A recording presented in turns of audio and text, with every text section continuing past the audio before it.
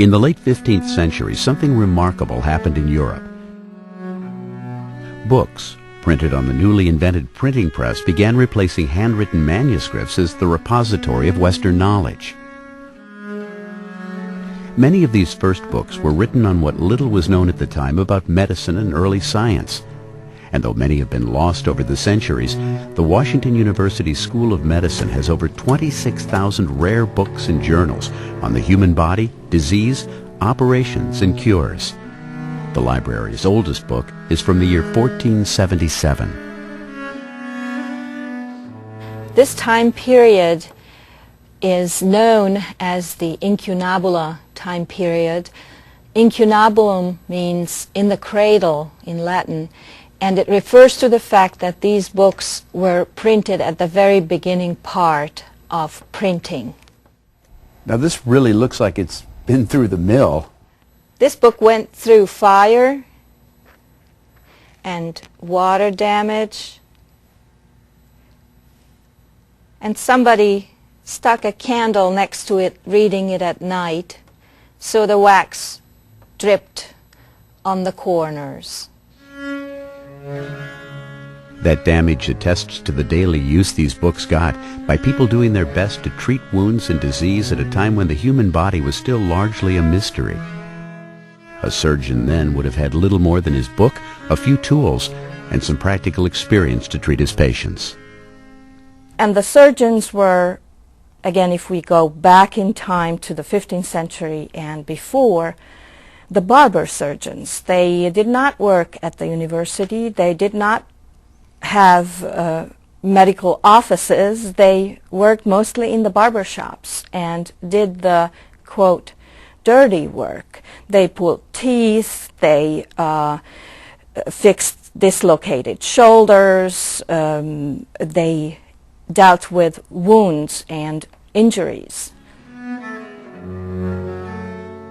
Some of the earliest editions, though beautiful, deal as much with alchemy, folk healing, and mysticism as with what we regard today as science.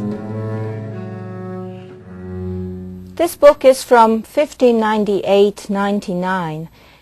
It lists the various processes that alchemists used and represents them in very symbolic and hard to understand illustrations, and surprisingly has colored illustrations.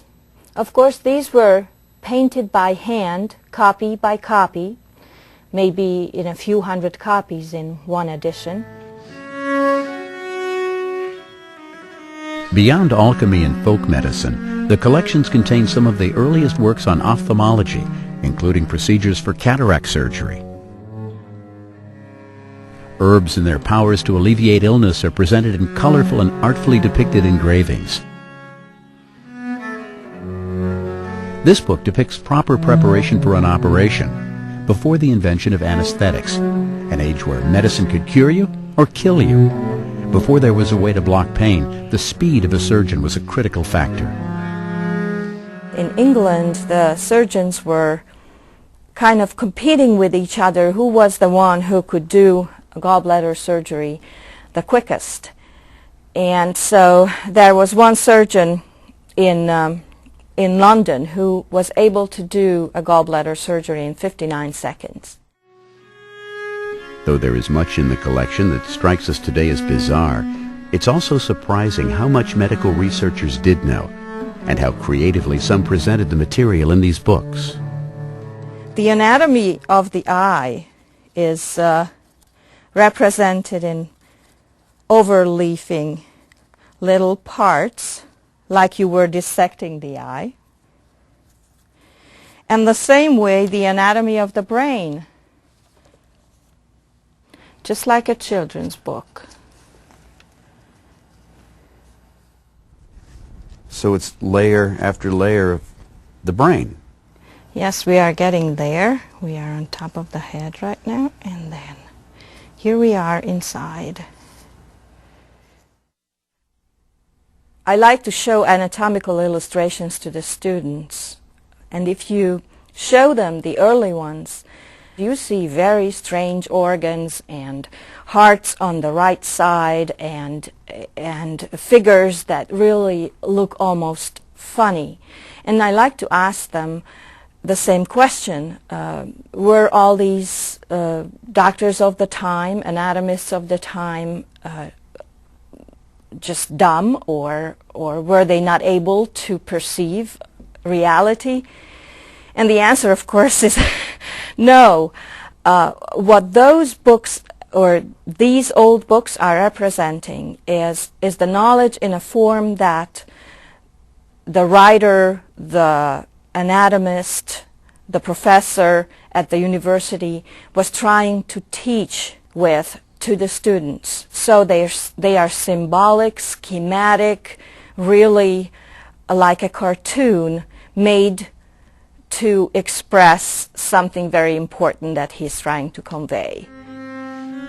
Today these books are notes along the way to understanding the way we are put together, the miraculous systems that allow us life.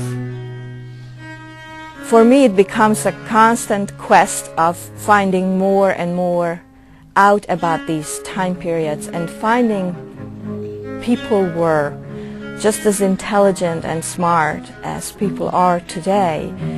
It's just a certain way of discovering nature and the workings of it, especially within the human body, that we have to walk through to get to solutions.